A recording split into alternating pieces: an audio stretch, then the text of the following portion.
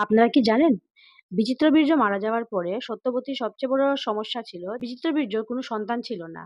তাহলে সবচেয়ে বড় প্রশ্ন হচ্ছে কুরুবংশ রক্ষা করবে কে? সত্যবতী ভীষ্মকে বলে, "তুমি বিয়ে করে নাও।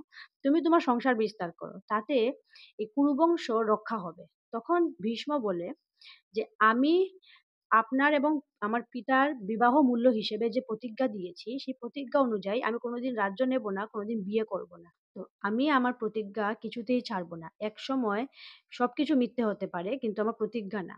তখন সত্যবতী বলে যে, "তাহলে আমার ঋষিপুত্র আছে, আমি তাকে বলব যে সে এসে যেন এই কুরুবংশকে রক্ষা করার দায়িত্ব নেয়।" তখন ভীষ্ম বলে যে, "সে যদি সব নিয়ম কানুন ভালো করে জেনে থাকে, তবেই সে একমাত্র এই দায়িত্ব নিতে পারবে।"